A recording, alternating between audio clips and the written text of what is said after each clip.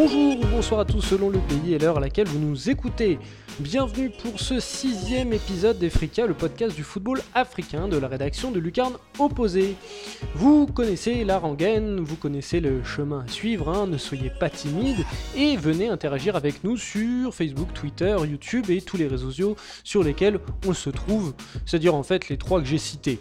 Nous remercions en tout cas tous nos fidèles qui toujours relaient notre travail, vraiment les amis, merci à tous, merci beaucoup. Pour ce 6e Efrica, on retourne du côté de la Ligue des Champions d'Afrique, comme pour le dernier podcast, mais cette fois-ci pour débriefer la dernière phase préliminaire qui a livré son verdict, sans oublier quelques surprises pas piquées des hannetons. Mais qui va piano va sano, alors jetons d'abord tranquillement un œil au courrier qu'un free.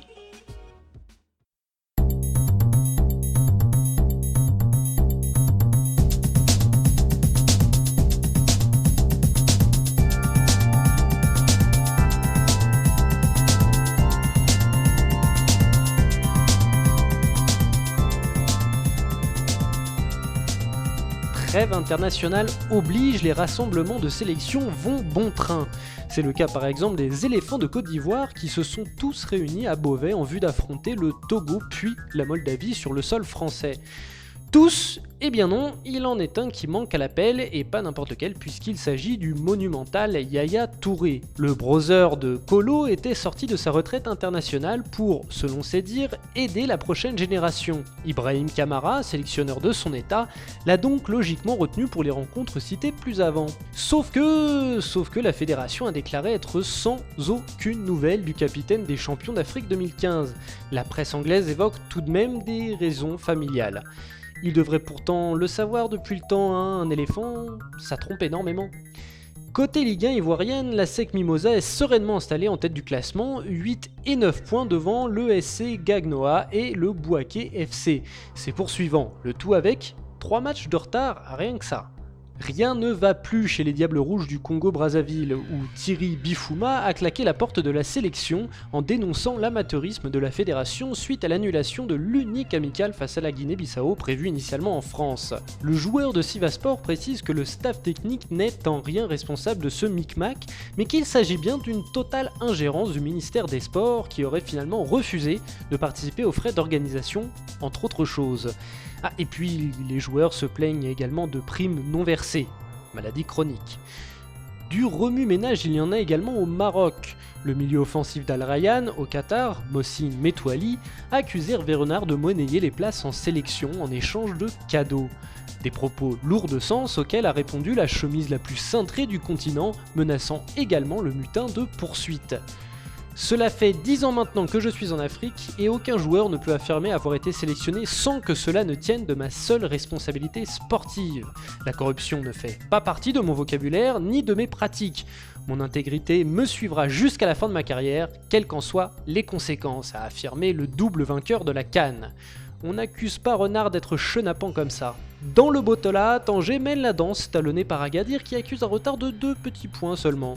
À 5 longueurs du leader, le Raja Casablanca ferme le podium et reste en embuscade. Puisque l'on est sur les accusations de poids, restons-y. En Tunisie, le président de l'ES Beni Khaled, Makrem Tajouri, a déclaré avoir été approché en début de saison par 2 arbitres, Atef Yacoubi et Yassine Harouche, qui lui auraient promis la montée de son club en Ligue 2 en échange d'une somme d'argent. La fédération tunisienne a nommé une commission spéciale pour faire la part des choses sur cette affaire avant de la transmettre à la justice. Affaire à suivre donc. Du côté du championnat, l'Espérance reste confortablement installée en tête des charts, à 8 unités de son dauphin, le club africain. L'Étoile du Sahel occupe la 3e place qualificative pour la Coupe de la CAF que lui dispute le club sportif sfaxien distancé actuellement de 2 points. Une Coupe de la CAF dont les 16e de finale sont désormais connus, sans aucun prétendant tunisien d'ailleurs, tous deux sortis en 32e. Un dernier tour de qualif avant la phase de poule qui offre notamment de grosses affiches. Un alléchant Zanaco Raja, un émoustillant Plateau United USM Alger, ainsi qu'un ASEC Mimosa Belouizdad plutôt intrigant. À propos de coupe continentale et de tour préliminaire, on est là pour débriefer sur la Ligue des Champions, non? On y va? Allez, on y va.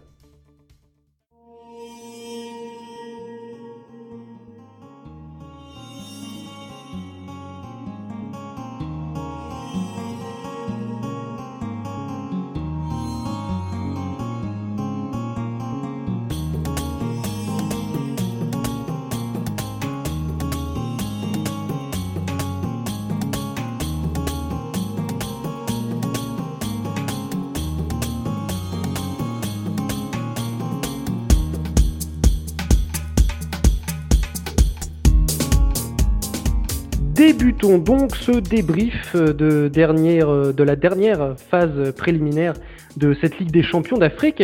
Commençons là par le Nord, par le Maghreb et l'Égypte. Et généralement, quand on parle football du Maghreb sur le carnet opposé, on accueille Farouk Abdou. Comment vas-tu, Farouk ? Bonsoir Simon, bonsoir à tous les auditeurs d'Efrikia, ça va très bien. Maintenant que les tours préliminaires sont enfin finis et qu'on connaît les 16 membres de l'élite africaine pour cette année, on va se lécher les babines en attendant que le tirage au sort nous donne les poules. Très bien, bah écoute, on va commencer par le nord-est de l'Afrique, par le monstre de continental qu'est le Al Ahly, monstre même mondial en termes de trophées de palmarès, qui s'est, ma foi, qualifié relativement aisément, voire très aisément, face au Mounana. C'est bien ça ? Exactement, contre les Gabonais du CF Mounana. Voilà, donc oui, 7-1 score cumulé, 4-0 à l'aller, 3-1 au retour. Easy peasy, comme diraient nos chers Américains. Exactement, Al Ahly avait déjà pris une grosse option dès l'aller en mettant 4-0 aux Gabonais de Mounana, qui généralement, même s'ils font des petites apparitions régulières à ces stades de la compétition, ont toujours tendance à se prendre un mur en termes de niveau, toujours soit à l'orée des phases de poule en Ligue des Champions, soit en phase de poule en Coupe de la CAF. Mais le plus important pour Al Ahly n'a pas été la qualification, c'est surtout ce qui s'est passé dans les coulisses au cours de la semaine écoulée.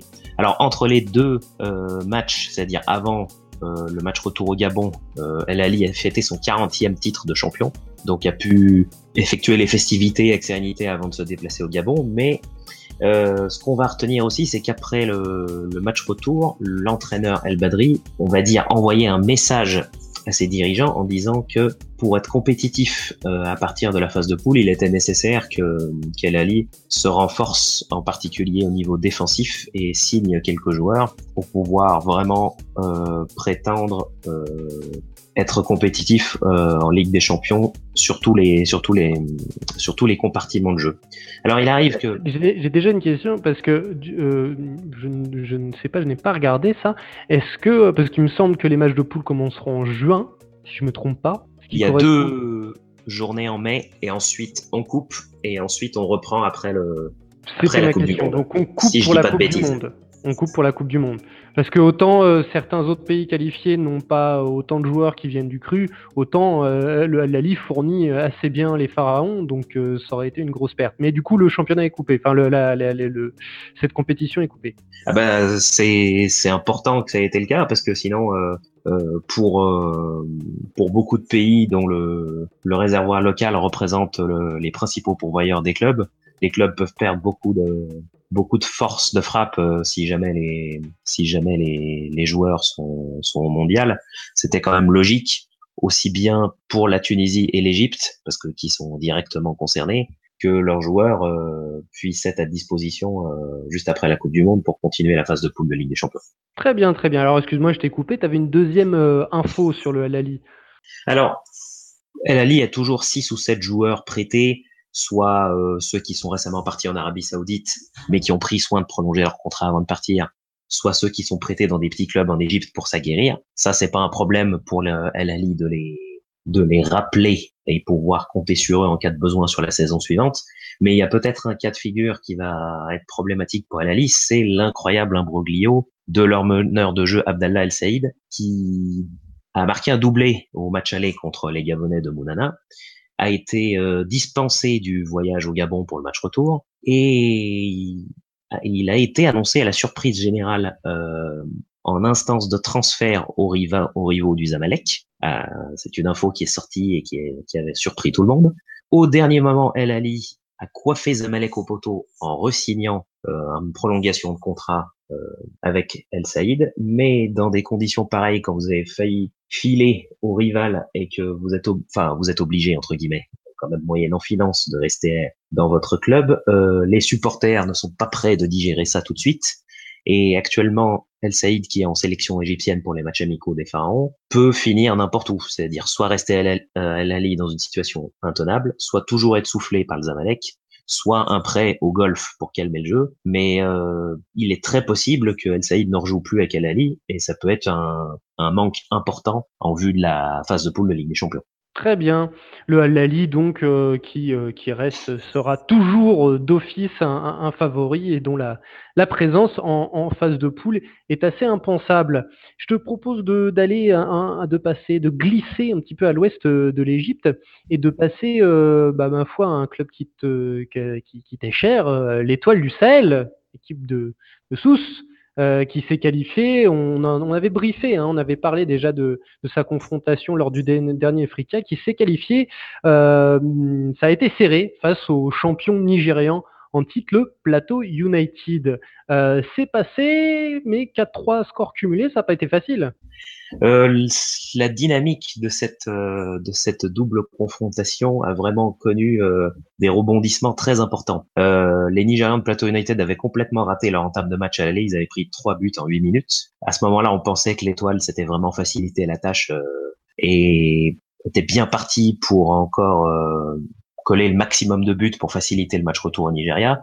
Ils s'étaient un petit peu endormis sur leur laurier à 4-0 et Plateau United a fait rentrer un gamin de 18 ans, Peter Neji, qui a complètement retourné le match et qui a permis aux Nigérians de revenir à 4-2, ce qui a totalement changé la manière de voir le match retour parce que en étant éliminé à 2-0, la tâche était un petit peu plus compliquée pour l'Étoile du Sahel. Comme prévu, le match retour a été très dur. Quand on voit la deuxième mi-temps, on voit que l'entraîneur algérien Madoui commence à vraiment inculquer le style de jeu qu'il faisait à Sétif en Algérie, c'est-à-dire profiter au maximum des contre-attaques et vraiment sortir vite.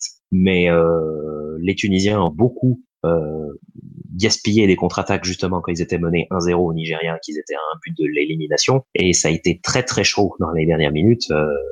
Ils étaient pas très loin d'encaisser un deuxième but qui aurait pu les sortir. Alors une deuxième élimination juste avant la phase de poule en 3 ans a vraiment été fâcheuse, mais ça passe de justesse pour l'Étoile du Sahel. Ça passe et en championnat, il me semble qu'ils sont le titre ou l'Espérance est trop loin, je ne sais plus. Ils sont trop loin pour le titre, en ballottage défavorable pour la deuxième place qualificative pour la Ligue des Champions. Malgré tout, je reste quand même satisfait des premiers mois de l'entraîneur algérien Khaireddine Madoui, mais si l'Étoile venait à s'arrêter tôt en Ligue des Champions et qu'il n'y a pas la deuxième place pour assurer la présence en C1 l'année prochaine, ça peut commencer à devenir compliqué pour lui. Impératif de résultat donc. Et bien, ma foi, on était l'Espérance Tunis, qui est le second club tunisien en course dans cette Ligue des Champions africaine, dont on avait également évoqué le tour préliminaire qui se jouait contre les Éthiopiens du Gor Maya. Et l'Espérance Tunis part-elle largement favori, a priori, face aux Éthiopiens. Ils se sont qualifiés petitement, avec un tout petit but. Kényan, pardon, autant pour moi. J'ai confondu les drapeaux. Oui, c'est vrai que c'est vert, blanc, rouge, l'Éthiopie, et que là, c'est le fameux drapeau avec le bouclier. Comment s'appelle Maasai. Maasai, avec le fameux bouclier Maasai. Et donc, Kényan, le Gor Maya du Kenya, autant pour moi. Et donc, c'est passé petitement pour les espérantistes qui se sont qualifiés d'un tout petit but. C'est certainement les duels sur 5000 mètres et 10 000 mètres qui t'ont induit en erreur, sans aucun doute. Concernant la double confrontation entre l'Espérance et le Gor Maya, on en avait un petit peu parlé dans le podcast précédent. Je m'attendais à ce que le match aller soit compliqué au Kenya et finalement ça n'a pas été très loin de la vérité. L'Espérance sur un terrain vraiment qui ne permet pas une pratique d'un jeu fluide et léché a d'abord tenu à rentrer du Kenya sans blesser et ramener un résultat le moins négatif possible. Le 0-0 ramené aurait dû permettre sur le papier à l'Espérance de finir le boulot en toute sérénité à Rades, mais ils ont finalement beaucoup plus pioché que prévu. Il y a eu beaucoup de tensions parce que les Kenyans ont reçu le banc kenyan a reçu des projectiles. Il y avait beaucoup d'hostilité et d'agressivité des deux côtés. L'Espérance s'en sort grâce à un but de Badri, mais les Kenyans qui ont réussi à transmettre cette agressivité sur le terrain en étant accrocheurs et vraiment bien positionnés sur le terrain auraient pu s'ils avaient été un petit peu plus ambitieux dans le jeu et un peu plus en mesure de finir leurs actions, ils auraient pu décrocher le 1 partout et là ça aurait été le coup de tonnerre, on va dire, ça passe pour l'Espérance de Tunis, mais on s'attendait à ce que ce soit un peu plus facile que prévu. On n'est pas passé donc loin de l'exploit, pardon. Est-ce que l'Espérance ne s'est pas un peu vu trop beau, n'a pas pris un petit peu son adversaire par-dessus la jambe? Absolument pas. C'est, je pense, plus dû difficulté du début d'année où l'Espérance a eu du mal à se situer, a perdu pas mal de points en championnat, qui les a un petit peu crispés pour vraiment finir le boulot. Il y a toujours beaucoup de problèmes défensifs. Ils avaient pas pris le match par-dessus la jambe aussi lors de la double confrontation contre l'équipe mauritanienne qui leur avait quand même posé du souci au match aller. Là, il y avait pas de démarche consistant à prendre le match par-dessus la jambe. En plus, le match aller, le 0-0 était très difficile. Gormaya aurait pu gagner. Malgré la qualité du terrain, l'Espérance s'en sort bien. Il n'y a pas eu Oui, de, il y avait plus l'effet de surprise. Ils savaient du coup à quoi s'attendre en termes de niveau de la part des Kenyans. d'une part, et puis surtout quand même, même si les générations se renouvellent, c'est un club qui a quand même une grande tradition en Afrique, et ils vont pas être du genre à prendre à la légère une confrontation qu'il faut finir après avoir amené un 0-0 de l'année. C'est pas le genre. Très bien. Eh bien, écoute, continuons et attaquons-nous. On va pas glisser totalement à l'ouest, on va sauter l'Algérie pour y revenir après, et on va aller au Maroc pour parler du match de qualification du tenant du titre, le Wydad Casablanca, qui s'est imposé au score cumulé 7-4 face aux Ivoiriens de Williamsville. Euh, 7-4 avec un 7-2 à l'aller.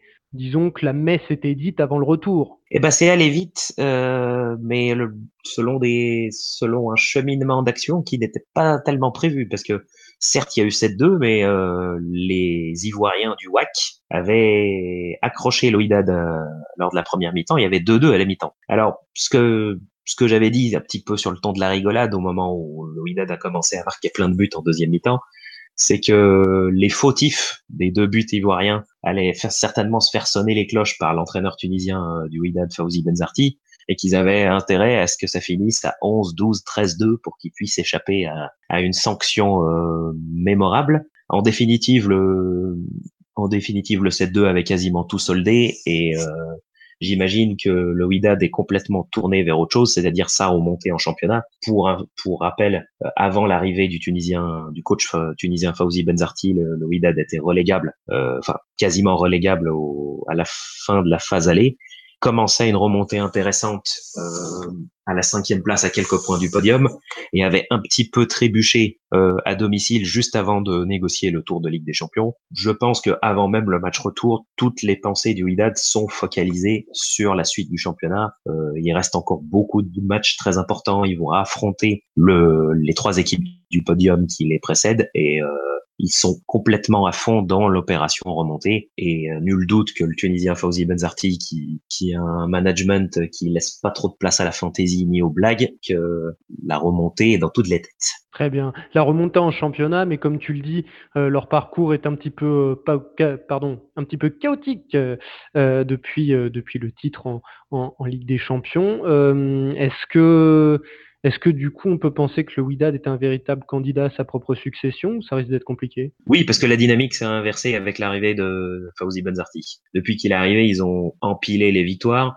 Il apporte une certaine exigence sur beaucoup d'aspects, aussi bien sur la tactique que sur la manière d'aborder les matchs, que sur beaucoup de routines qui entourent de manière générale les stages et la préparation des matchs. C'est un méticuleux qui prône la discipline, qui bosse avec un groupe très restreint et qui le fait bosser sur le plan physique jusqu'à ce qu'il soit complètement cramé.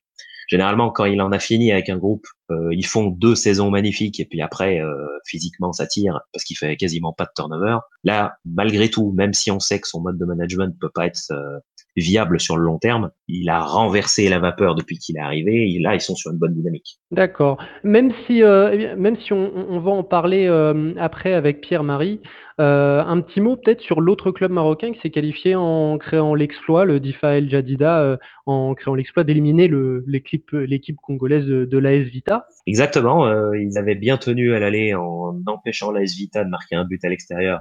Ils avaient glané une belle victoire 1-0. On pouvait craindre Le pire quand ils ont encaissé le premier but à Kinshasa, mais c'est l'attaquant Haddad qui a réussi à mettre le but, qui a complètement mis l'AS Vita dans le doute. À partir du moment où après l'AS Vita s'est rué à l'attaque, les espaces pour le club marocain étaient à disposition pour pouvoir frapper une autre fois. Leur Tanzanien Simon Msoua, qui est en super forme, est à l'origine du deuxième but. Ils ont quand même fait un sacré coup. C'était pas gagné sur le papier, mais c'est quand même un sacré coup d'envoyer l'AS Vita en Coupe de la CAF. Et d'ailleurs, c'est justement de Simon Msoua que Pierre-Marie vous dressera le portrait dans quelques minutes. Eh bien, Sacré joueur. Passons, sacré joueur, tout à fait, le Tanzanien. Passons, ma foi, au voisin algérien, puisque le voisin algérien a qualifié 2 équipes, le Mouloudia d'Alger et le S Sétif.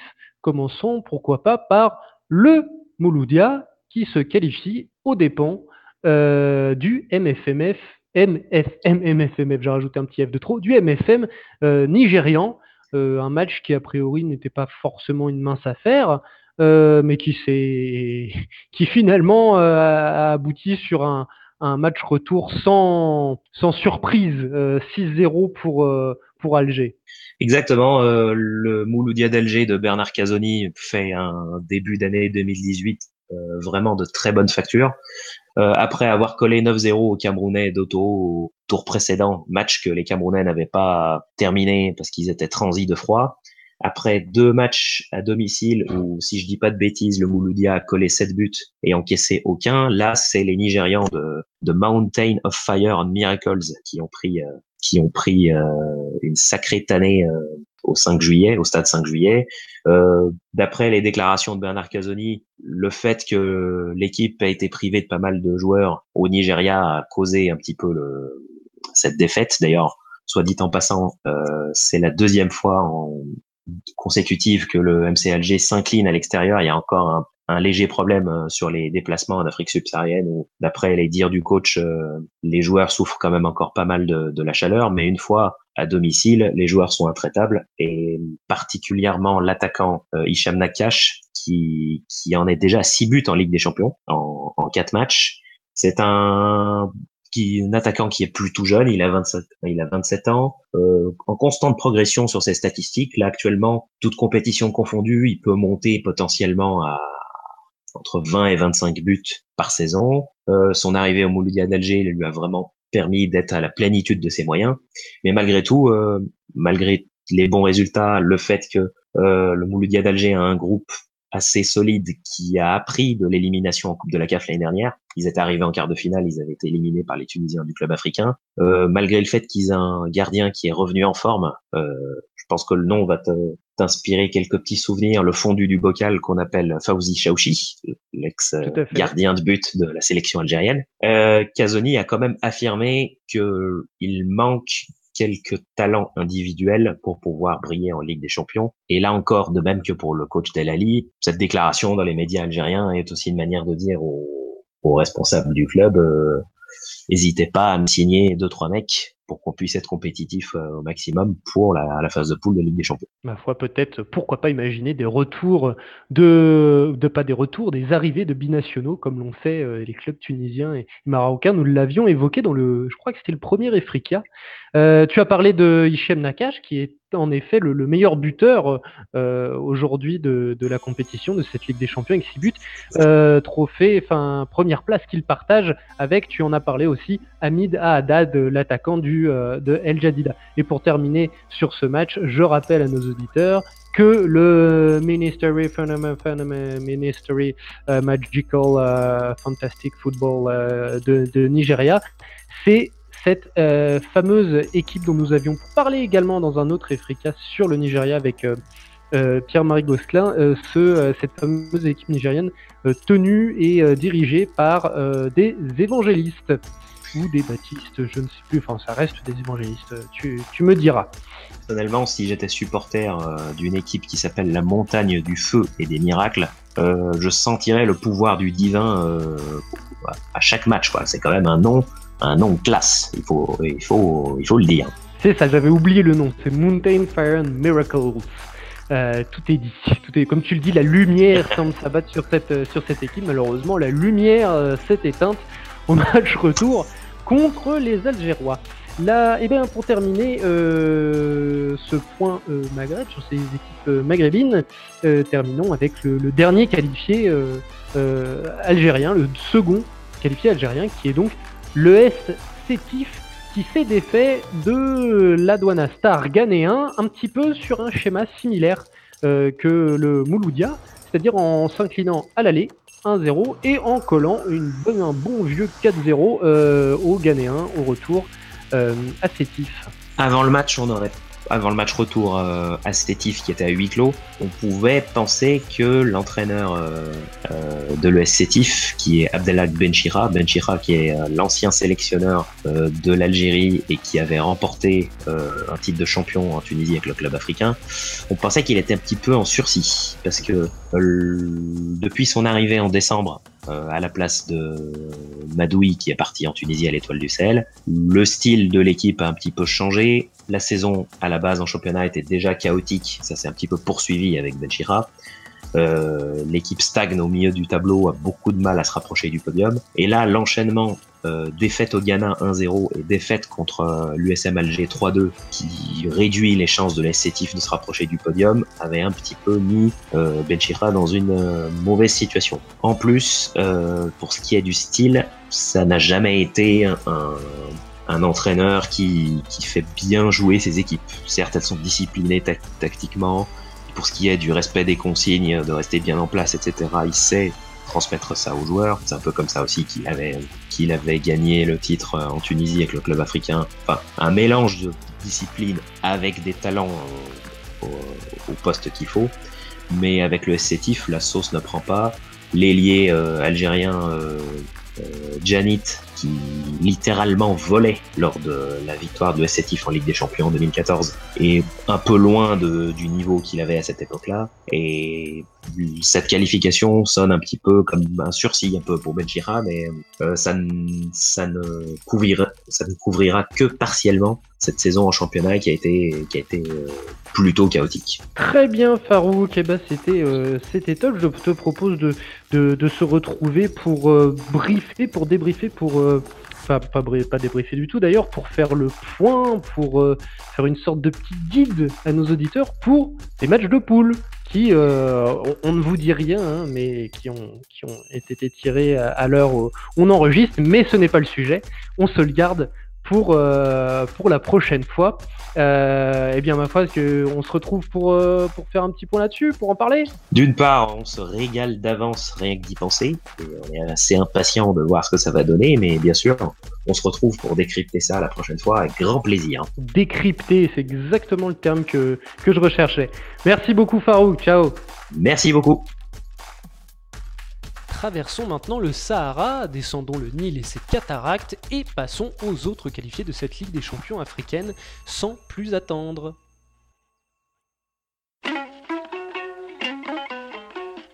Yari.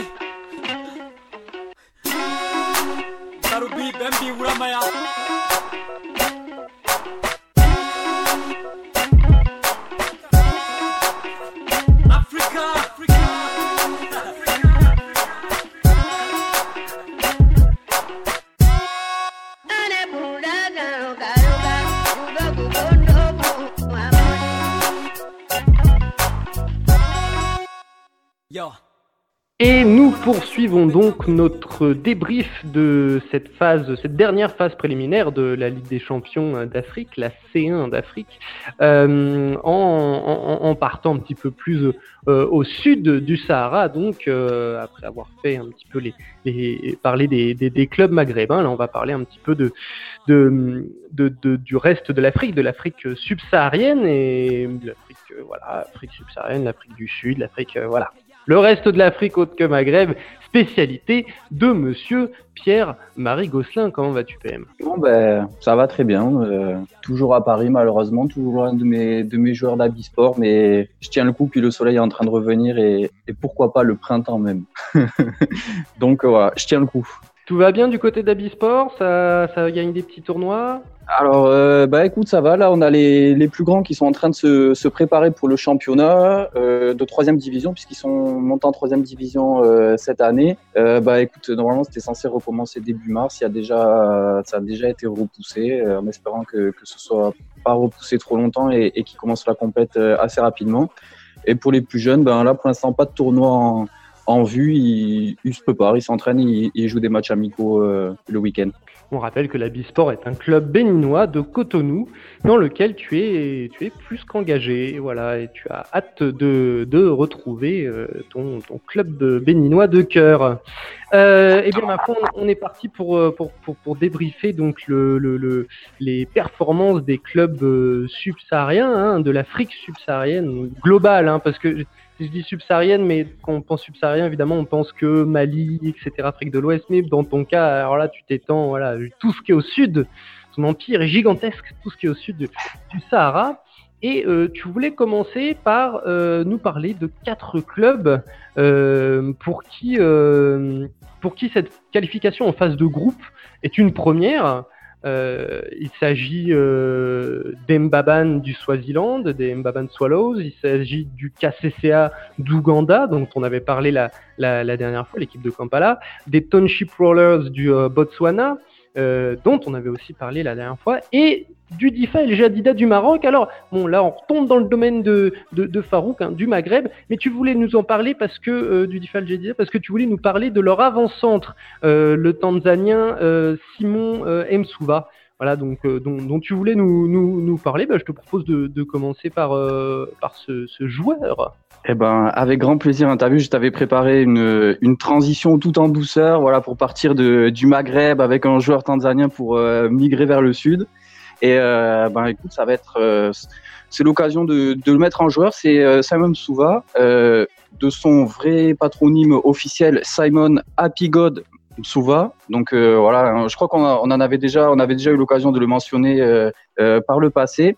Donc il a été très actif dans la qualification de son équipe pour la phase de poule, puisqu'il a été l'unique buteur du match aller, et il a assuré la qualification au retour en délivrant une passe décisive à la fin des arrêts de jeu à son coéquipier Ayoub Nana. Alors ce joueur tanzanien, il a 24 ans, il vient d'arriver au Maroc, hein, il a été transféré en fin de saison dernière de son club tanzanien, les Young Africans, Yanga, avec qui il a gagné 4 titres de champion. C'est un joueur qui, bon, malgré son jeune âge, a déjà 43 sélections au compteur, ce qui est plutôt pas mal, hein. Je rappelle qu'il n'a que 24 ans. C'est un joueur qui a été formé à l'académie de Azam. Il n'a pas joué au club, et c'est un des premiers, en fait, c'est un des premiers joueurs de l'académie de Azam qui est devenu pro. Et bon, malheureusement pour eux, il est devenu pro dans un club ennemi de Yanga, mais bon, au final, ce qui est important, c'est la réussite du joueur.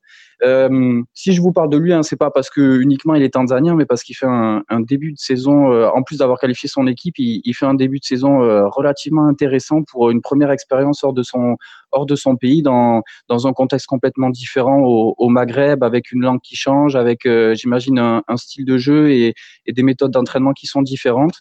Et 16 matchs de championnat pour lui déjà cette année, 6 buts, 2 passes décisives, et en Ligue des Champions, il en est déjà à 4 buts et 2 passes en 4 matchs. Alors, c'est des stats qui sont très flatteuses. Faut savoir qu'il est assez polyvalent. Il peut jouer sur tous les fronts de l'attaque. Il est même, je pense, davantage utilisé. Il est même davantage utilisé du côté d'El Jadida sur les ailes, que ce soit à gauche ou à droite, hein, vu que bon, c'est un droitier. Donc c'est vrai que maintenant les droitiers, on les met facilement à gauche pour qu'ils repiquent sur leur pied fort. Et lui, voilà, il en est sa première année. J'imagine qu'elle risque d'attiser les convoitises, et ce serait pas étonnant que peut-être dès même la fin de cette saison, il rejoigne un club plus huppé au Maroc, ou même qui quitte l'Afrique du Nord.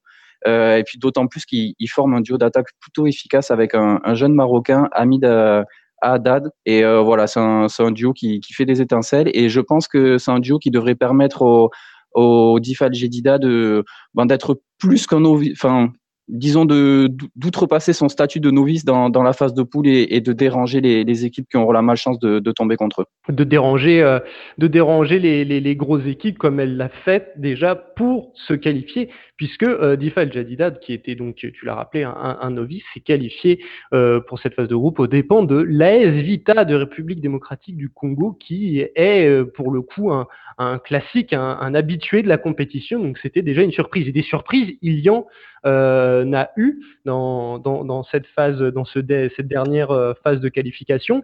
Par exemple, voilà, là j'en ai une sous les yeux, la qualification de l'équipe swazilandaise, d'ailleurs on ne dit pas Swazilandais, on dit Swazi, l'équipe Swazi de Mbaban Swallows, aux dépens du Zanaco. Ouais. Zanaco de Zambie, Zanaco de Zambie, je le rappelle.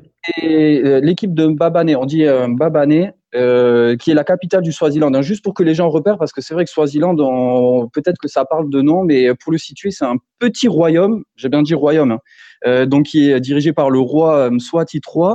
Et c'est un petit royaume qui est bloqué entre le Mozambique et l'Afrique du Sud, tout petit parce que du nord au sud, ça dépasse pas 200 km et d'est en ouest, ça dépasse pas 130. Donc voilà, c'est vraiment un tout petit pays. L'année passée, ils étaient en phase de poule de la Coupe de la Confédération. Alors ça, c'était pas, ils étaient dans un groupe un petit peu compliqué, donc notamment avec le CS Sfaxien, mais ils s'en sont sortis avec juste une petite victoire, voilà, pour la route, pour apprendre. Et là, c'est vrai qu'en tombant sur le club zambien de Zanaco, je donnais pas cher de leur peau. Et puis finalement, ils se qualifient avec 2 victoires, 2-1, 1-0. Donc ce n'est pas un mince exploit. Et c'est un exploit encore moins mince quand vous allez entendre la suite de ce que je vais vous raconter. Parce que figurez-vous que cette équipe de Mbabane Swallows a perdu 2 de ses dirigeants depuis le mois de mai dernier. Le premier, c'était Sibusiso Manana, qui n'était autre que leur directeur exécutif. Alors, un directeur exécutif dans un club de foot, c'est un organe essentiel puisque c'est lui qui est là pour gérer toute la partie exécutive, donc que ce soit de l'administratif, du sportif, c'est lui qui est chargé que tout soit fait. Et il est décédé là juste avant un match pendant un briefing avec les médias au mois de mai dernier en championnat du Swaziland. Voilà, mais ils ont su surmonter ça et poursuivre pour aller jusqu'à se qualifier pour les qualifications, enfin pour la Ligue des Champions, pour les tours préliminaires en tout cas. Et début janvier, le 14 janvier, tout dernièrement, c'est leur président qui est décédé, Victor Gamedze, qui s'est tout simplement fait abattre dans une station-service du Swaziland. Et figurez-vous qu'il s'est fait abattre par un de ses concurrents, le président du club de Mustafa United, Sifo Shongwe. Alors, ce sont 2 hommes d'affaires, voilà, qui sont 2 personnes influentes de leur football et voilà, donc Sifo Shangwe a été accusé, a été jugé pour le meurtre de Victor Gamedze. Et voilà, donc c'est avant même de commencer la compétition, ils se sont retrouvés sans président, qui est un président actif, qui est vice-président de la fédération, donc qui est vraiment le personnage d'influence du club de Mbabane et de Mbabane Swallows. Et voilà, malgré ces 2 pertes incroyables, le club a réussi à se qualifier pour la première fois de son histoire et pour la première fois de l'histoire d'un club du Swaziland en phase de poule de la Ligue des Champions. Alors je dis que ça risque d'être difficile. Je pense pas qu'ils sont en mesure de pouvoir être aussi dangereux que Difa El Jadida, mais voilà, ils ont au moins le mérite d'être là et puis ils peuvent déjà se vanter d'avoir sorti de Zanaco, ce qui est un super exploit. Et puis pour eux, c'est une entrée d'argent parce que rentrer en phase de poule, c'est la garantie de pouvoir jouer 6 matchs. Et donc voilà, c'était l'occasion de parler de ça et puis l'occasion aussi de rendre hommage à leurs dirigeants qui sont décédés dans des conditions un petit peu tragiques, notamment pour le président. Et voilà. Oui, une raison d'ailleurs aussi d'évoquer le football au Swaziland, qui n'est pas une mince affaire. Hein. On entend rarement parler de football swazi ou de club swazi ou même du football dans ce petit pays qui est une sorte, tu l'as dit, d'enclave en Afrique du Sud, même si c'est pas comme le Lesotho. Hein. Il n'est pas entièrement dans l'Afrique du Sud, il a aussi une frontière avec le Mozambique. Il n'est pas loin de Maputo d'ailleurs, de la capitale du Mozambique. Enfin bref. Et puis surtout, oui, on peut aussi penser que il a réussi, ce groupe a réussi à surmonter ces deux pertes tragiques. Mais parfois aussi, c'est quelque chose qui soude un groupe et qui peut permettre de l'emmener plus loin que ce qu'il n'aurait dû faire potentiellement. En tout cas, bravo à eux. Et puis, comme tu l'as dit, c'est une super première. Maintenant, pour eux, c'est que du bonus. Voilà, ça va être une super expérience que cette phase de groupe pour cette première du club swazilandais, Swazi, pardon, en phase de groupe de Ligue des Champions. Ensuite, on va revenir sur deux clubs dont on avait déjà évoqué l'histoire la dernière fois, dans le dernier Efrekia, en l'occurrence le Township Rollers du Botswana et Botswana et le KCCA de Kampala en Ouganda. À commencer par le Township Rollers, pardonnez-moi, disculpa si je le dis en portugais, ça va pas le faire.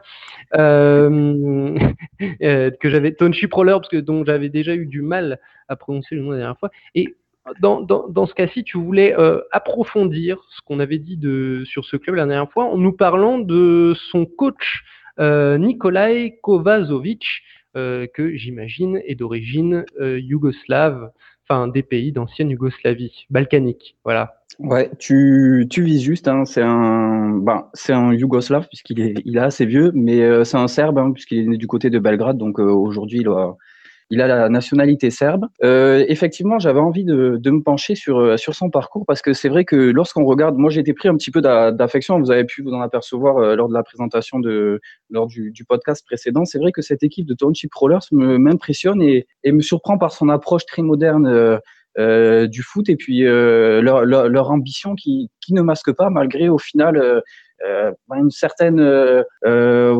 jeunesse, même si c'est un club qui existe depuis un petit moment. Voilà, ils ont pas non plus trop gagné à l'international. Et moi, personnellement, je n'en avais pas entendu parler jusqu'à l'année dernière. Donc, c'est vrai que je me suis mis à suivre un petit peu leur match. Et leur coach dégage quelque chose d'assez incroyable. Donc, je me suis un peu approfondi sur son parcours pour essayer de comprendre un petit peu ce qui peut porter ses caractéristiques, parce que moi, il me fait beaucoup penser à Hervé Renard, du côté de la Zambie en 2012, lorsqu'ils ont gagné la CAN. On sent qu'il y a une unité, on sent qu'il y a un respect, on sent qu'il y a vraiment une osmose qui se passe entre ce coach venu de très loin et toute la population de son club, parce que c'est aussi bien les supporters, les joueurs que ses dirigeants. On sent vraiment que tout ce petit beau monde est uni, et j'ai essayé d'en approfondir pour comprendre un petit peu pourquoi. Et donc Nikolaj Kovačević, c'était à la base un joueur qui était international dans les catégories jeunes, à l'époque où c'était encore la Yougoslavie, mais qui a été très rapidement stoppé par les blessures. Et il a mis un terme à sa carrière à peine commencée, puisqu'il s'est blessé, je crois, à l'âge de 19 ans au genou, et que en revenant de blessure, il a fait de la deuxième division et il s'est rapidement aperçu que ça ne correspondait pas à ses attentes. Donc il a stoppé pour étudier le droit et coacher. Et il s'est mis à coacher des jeunes très rapidement. Après une petite expérience chez lui, il a pris la direction de l'Asie. Mais de l'Asie, pas forcément de l'Asie de lucarne opposée, de la Corée, du Japon, de la Chine ou de l'Asie qui brille en Ligue des Champions AFC, mais plutôt de la deuxième division asiatique, puisqu'il est parti au Tadjikistan, d'abord dans un club, puis il a pris la sélection. Après, il est parti du côté du Sri Lanka, où il a pris la sélection. Il a poursuivi aux Maldives, où là, par contre, il s'est occupé d'un club. Puis, il s'est laissé tenter par le Laos. Et enfin, pour finir en Asie, avec le Bangladesh. Pour lui, donc, c'est des qualifications en Ligue des Champions AFC. Il y a des titres de champion notamment aux Maldives, notamment au Tadjikistan. Et puis, c'est à partir de là une expérience africaine où il a décidé de partir au Botswana et de répondre favorablement à l'appel de Township Rollers. Et on sent, je pense, que cette touche un petit peu de managériale, voilà, qu'il apporte, parce que disons qu'il est allé chercher au-delà de son expérience de joueur de foot, puisqu'il a pris le temps quand même d'étudier, puis il s'est ouvert à des cultures, il est parti seul, il s'est ouvert à des pays qui ne sont pas forcément des pays des grands pays de football, un petit peu comme la Zambie de Hervé Renard à l'époque. Alors bien sûr, la Zambie est quand même à un passé très glorieux, ils avaient failli se qualifier à la Coupe du Monde avant que leur équipe ne disparaisse tragiquement, de l'équipe nationale ne disparaisse tragiquement dans un accident d'avion. Et donc, si tu veux, voilà, ce mélange de management et cette unité qu'il arrive à créer dans ce club, c'est assez incroyable. Il n'y a qu'à voir son émotion après la qualification, il n'y a qu'à voir son sérieux pendant les prières, il n'y a qu'à voir l'attention qu'il met en conférence de presse, à ne pas froisser les journalistes, etc. Parce qu'on sait que les journalistes africains sont très taquins souvent. Et lui, il arrive à gérer tout ça avec une main de maître. Et pourtant, je vais te dire le contexte à quel point il était difficile pour lui, parce que quand il est arrivé en juillet dernier, on lui a demandé de se qualifier pour la phase de groupe de la Ligue des Champions. Qui pouvait imaginer à ce moment-là, il y a 6 mois en arrière, que son équipe aurait été en mesure de se qualifier, sachant qu'on ne connaissait même pas le tirage au sort. Vous allez voir un petit peu plus tard, mais s'il tombe contre un club d'Afrique du Nord, la qualification aurait été très compliquée. Enfin, c'était, pour ne pas dire impossible. Et ben finalement, malgré ça, il a cru en ça, il a cru en ses compétences, il s'est appuyé sur ce qu'il aime. Il le dit lui-même, hein, c'est la patience, le travail avec le cœur et la passion qui sont ses principes, et les principes qui lui ont permis de réussir en Asie, les principes qu'il a voulu étendre en Afrique. Et ben voilà, 27 matchs pour lui, 19 victoires, 6 matchs nuls, 2 défaites, 52 buts marqués pour seulement 25 encaissés, ça fait presque 3 buts par match de moyenne. Il a déjà remporté un premier trophée puisqu'il a remporté la coupe la coupe du Botswana. Donc voilà, moi, ça me fait penser un peu à un jeune Hervé Renard. Il ne faudrait pas être surpris si on le retrouve en sélection dans les mois. Alors, tu me poses une petite colle. Je crois qu'il est autour de la quarantaine. Oui, donc c'est un jeune entraîneur encore. En tout cas, ouais. Oui, en tout cas, c'est un bel exploit de la part de Nikolai Kavazovic. D'autant plus que les Township Rollers, bon, si leur duel face aux Young Africans c'était, on l'avait dit, relativement équilibré pour ce dernier tour, les Botswanais avaient réalisé un véritable exploit au tour précédent en sortant les Soudanais d'Al-Mérique, un très gros club du continent africain.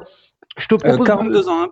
42 ans, oui, donc voilà, à cet âge-là, il y en a qui finissent leur carrière. Bon, c'est généralement des dinosaures, mais voilà, on pense à Zé Roberto qui a terminé à 43 ans. Je te propose de continuer et du coup de terminer donc sur ces 4 clubs qui vont faire leur première entrée en phase de poule de leur histoire par le KCCA, le club ougandais de Kampala, dont on avait, je crois, je l'ai déjà assez dit, parlé lors du dernier Efrikia. Et cette fois-ci, tu voulais parler du KCCA pour soulever un point ou une problématique, c'est celle du choix des stades et des horaires pour ces matchs de qualification.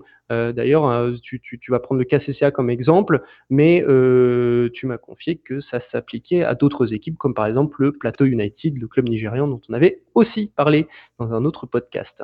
Ouais, exactement. En fait, ça a commencé. J'ai regardé le match, le match retour, joué contre les Éthiopiens de Saint-Georges. Ils avaient fait 0-0 à l'aller. Et pour le match retour, quand j'ai suivi ça sur un stream éthiopien. Et franchement, la manière dont c'est filmé, c'était assez désastreux. Les caméras étaient tellement basses dans le stade qu'on n'avait aucune perspective. On avait très peu de hauteur. C'était franchement, télévisuellement, c'était très très difficile à suivre ce match-là. Et du coup, je me suis demandé comment ça se fait qu'ils jouent dans un aussi petit stade avec une tribune, qui est l'équivalent d'une tribune d'un stade, je sais pas, de district en France, quoi. Un petit club de district, quoi, dans un petit village pourquoi pas du fin fond de l'Auvergne. Et je me demande, mais comment on peut jouer un match de Ligue des Champions dans de telles conditions? Surtout qu'à côté de ça, j'avais lu que l'équipe des Nigérians de Plateau United, donc ils recevaient l'étoile sportive du Sahel, ils avaient perdu 4-2 au match aller, et pour le match retour, ils n'ont pas joué dans leur petit stade de Jos, et ils ont dû se délocaliser à Kano. Donc forcément, ça pose problème puisqu'on joue pas devant son public, les conditions de jeu ne sont pas forcément celles qui sont les plus favorables pour l'équipe. Et voilà, comme on dit chez nous en Coupe de France, avec le petit poussé, voilà, il joue dans son stade, les terrains sont pas bons et ça permet de niveler le niveau, etc. voilà, donc c'est une problématique. Je me demandais aussi pourquoi, par exemple, le club gabonais de CF Mounana qui jouait contre Al-Ali joue à Libreville alors que c'est un club de Mounana, donc une petite ville située au Gabon forestier, et il joue dans un immense stade vide. C'est la même chose pour l'ASEC d'Abidjan qui va jouer au stade Houphouët-Boigny qui est désespérément vide. Et alors je me suis lancé dans le règlement de la CAF pour essayer de comprendre pourquoi cette équipe de KCCA a pu jouer dans un tout petit stade avec même pas des tribunes. Enfin, je vous invite à aller essayer de regarder des images. C'est assez incroyable, quoi. C'est vraiment un tout petit terrain, et à côté de ça, il y en a d'autres qui vont jouer dans des grands stades vides et peut-être qui se privent d'ingrédients pour pouvoir renverser une situation contre un adversaire qui peut être supérieur. Et alors figure-toi que la CAF n'impose rien pour les premiers tours, en tout cas pour les tours de barrage jusqu'à la phase de poule. Vous pouvez jouer dans le stade que vous voulez. Il faut seulement que ce soit une pelouse synthétique ou une pelouse naturelle. Par contre, la distance entre la capitale et la ville où se joue le match est à la charge de la fédération qui accueille la rencontre. Donc voilà, si c'est une distance supérieure à 200 km, ils sont obligés de proposer un déplacement en avion à la délégation. Si la délégation ne peut pas venir en avion, ils ne peuvent pas jouer dans la ville, ils sont obligés de jouer dans la capitale ou dans une ville accessible en avion. Donc voilà, donc déjà, ça peut être un premier frein économique lié à la fédération qui n'a pas envie d'avoir une ardoise. Voilà, par exemple, je pense au Gabon, ils n'ont pas envie de payer le déplacement de Libreville à Mounana, donc ils font jouer les matchs à Libreville, sachant que la réglementation oblige à partir de la phase de poule à jouer dans le plus grand stade de la ville ou du pays. Donc, si c'est une grande ville, plus grand stade de la ville. S'il n'y a pas de grand stade dans la ville, on va jouer dans le stade de la capitale. Donc voilà, donc c'est un peu surprenant que certaines équipes dans cette phase justement de tour préliminaire et de premier tour où c'est des matchs aller-retour ne profitent pas davantage de ces guet-apens qui peuvent tendre à leurs adversaires. J'ai lu des supporters de Plateau United qui disaient que voilà, si on avait joué notre match à Jos chez nous dans notre stade, on aurait pu renverser les Tunisiens. Donc voilà. Donc c'est assez intéressant parce que au final, peut-être que pour des raisons économiques, voilà, certaines fédérations se privent se privent des matchs de Ligue des Champions dans les villes des clubs. Donc c'est un petit peu surprenant quelque part. Et il faut savoir qu'à partir de la phase de poule, donc et des demi-finales, à partir de maintenant, tous les matchs vont se jouer dans de grands stades de manière à pouvoir être bien télévisés et que le rendu soit bon. Et en ce qui concerne les horaires, c'est également la fédération qui fixe les matchs. C'est eux qui doivent dire quelle est leur préférence entre le vendredi, le samedi et le dimanche. Et ils doivent jouer entre 14h et 22h. Donc là, voilà, le gap est vraiment très large. Donc, au final, moi, je disais que c'était peut-être la faute de la CAF si les stades n'étaient pas remplis parce que les horaires ne permettent pas forcément au public de pouvoir se rendre au stade. Je pensais notamment du côté de Dar es Salaam où on avait joué un match à 14h, justement, Young African contre Tonchi Prowlers, alors que peut-être qu'en jouant le match à 17h, comme ça arrive souvent en Tanzanie, ça aurait permis aux gens, une fois le travail terminé, de pouvoir aller au stade. Donc voilà, c'était aussi me permettre de me pardonner des propos que j'ai pu tenir envers la CAF en les accusant de stade vide en Ligue des Champions, alors que en fait les responsabilités sont largement partagées, les fédérations sont également responsables. Voilà. Très bien, écoute, j'espère que ton message sera entendu. Peut-être que nous sommes écoutés par des hauts membres de la CAF, qui sait. Et pour terminer, tu voulais terminer.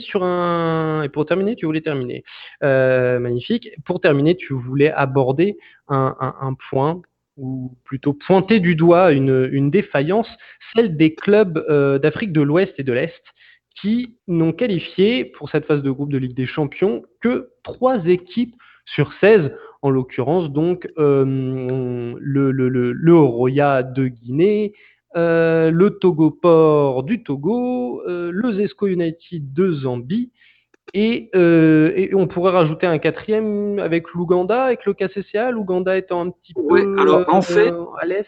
Enfin voilà, c'est un peu au sud-est, mais un peu à l'est quand même. Enfin voilà. En fait, l'Ouganda rentre dans l'Afrique de l'Est, alors que la Zambie, elle, est en Afrique australe. Il y a plusieurs régions, hein, donc tu as l'Afrique de l'Ouest, Afrique centrale, Afrique du Nord, Afrique de l'Est et Afrique australe. Et la Zambie rentre dans l'Afrique australe. Donc d'accord. Donc les trois, donc c'est donc Togoport, Horoya et KCCA. Exactement. D'accord. Pas de Zesco. Zesco fait la. Je mettais la Zambie un peu plus haut, mais c'est exact, c'est beaucoup plus, un peu plus bas. C'est la Zambie, si tu veux, la frontière entre la zone de l'Afrique de l'Est et de l'Afrique australe, et c'est la RDC, et la Zambie est frontière de la RDC, donc ils sont côté sud, donc côté austral. Juste pour que ça parle à tout le monde, l'Afrique australe, ils ont qualifié 5 pays sur 8 participants. L'Afrique du Nord, 7 sur 7. Donc l'Afrique centrale, 1 sur 3. L'Afrique de l'Est, 1 sur 6. Et l'Afrique de l'Ouest, 2 sur 8. Donc si on réunit l'Afrique de l'Ouest et l'Afrique de l'Est en allant disons de Conakry jusqu'à... L'Afrique centrale, c'est le TP Mazembe. L'Afrique centrale, c'est le TP Mazembe, exact. Et si on va, et du coup, ça fait 3 équipes sur 16. C'est un ratio qui est complètement ahurissant.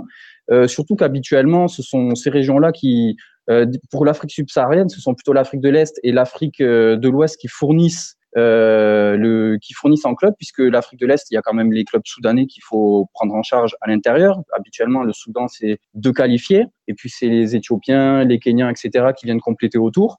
Et pour l'Afrique de l'Ouest, je vais te donner la liste des pays. Le champion du Ghana, Adoana Star, éliminé. Champion de Côte d'Ivoire, ASEC, éliminé. Champion du Nigeria, Plateau United, et le deuxième du Nigeria, MFM, éliminé. Champion du Sénégal, Génération Foot, éliminé. Les Maliens, eux, ils sont carrément sortis au tour précédent. Il a fallu compter sur un exploit des Togolais contre le Al Hilal, qui est peut-être le plus gros exploit de ce tour-là, pour que l'Afrique de l'Ouest ne s'en sorte pas avec un seul représentant. Et encore, ils étaient obligés puisque le Roya jouait contre les Sénégalais de Génération Foot. Donc c'est vraiment inquiétant. À quoi c'est dû? Difficile à comprendre. On peut partager on peut trouver plusieurs explications. Du côté du Mali, par exemple, la qualification s'est faite dans un climat complètement abracadabrantesque. On en avait parlé un petit peu puisque les clubs ont été sélectionnés par la fédération. Les Soudanais, eux, commencent à peine leur championnat quand la Ligue des Champions commence. Les Ivoiriens, l'ASEC, ils arrivent quand même à remporter le match aller en Zambie 1-0 contre Zesco, qui est un super exploit, qui est un exploit, on s'attendait pas, et finalement ils se font renverser au retour à domicile 2-0. C'est quand même une élimination un petit peu honteuse. Bon, les Nigériens, ils ont pas eu de chance, ils sont tombés à un tirage très difficile. Je pense qu'il faut une remise en question de ces régions-là. Ce n'est pas un hasard si l'Afrique australe a autant de représentants. Dont on a donné 2 exemples là avec Township Rollers et Mbabane Swallows. C'est des clubs qui risquent de se pérenniser. Moi, je pense à Township Rollers. Township Rollers, de l'année prochaine, on risque de le retrouver encore à ce stade de la compétition, et peut-être même dans 3, 4, 5 ans. Tellement ils ont l'air de se bâtir dans une vision dans la durée. Donc là, l'Afrique australe, qui a la chance d'avoir l'Afrique du Sud comme modèle, avec Mamelodi Sundowns notamment, donc qui est une locomotive qui permet de tirer un petit peu tout le monde vers le haut, risque de poursuivre à envoyer de nombreux clubs, l'Afrique du Nord comme d'habitude, et ça commence à devenir inquiétant pour cette Afrique de l'Ouest et notamment l'Afrique de l'Ouest, parce que autant l'Afrique de l'Est a eu des oppositions entre elles et des matchs un peu difficiles, mais l'Afrique de l'Ouest, franchement, c'est surtout après les matchs allés, c'est assez inquiétant. Il faudrait une claire remise en question de la part des dirigeants de cette région-là pour faire quelque chose de bien, sachant que s'il y a une équipe qui a fait honneur à l'Afrique de l'Ouest dans ce premier tour, c'est Génération Foot. Et les Génération Foot, c'est le centre de formation sénégalais. Et pour preuve, ils ont réussi à remplir le stade Léopold Sédar Senghor, pratiquement 60 000 places pour un club qui est même pas dans la ville, qui est un centre de formation. C'est assez génial, et ça montre le travail qui reste à faire à tous les pays voisins pour essayer d'en arrêter avec la politique du football et commencer à se concentrer un petit peu sur ce qui se passe sur le terrain, nommer des coachs intéressants comme par exemple Township Rollers, s'appuyer sur des joueurs comme le fait Difal Jedida de qualité, essayer de prendre des recettes de ce qui marche pour en arrêter avec ce parce que c'est désespérant. Beaucoup de travail donc pour ces 2 régions, notamment donc tu as plutôt tendance à pointer du doigt l'Afrique de l'Ouest, l'Afrique de l'Est, comme tu l'as dit, ils ont peut-être été défavorisés par son calendrier. C'est peut-être là d'ailleurs que la fédération, notamment soudanaise, doit travailler, puisqu'elle a perdu ses 2 très grands représentants.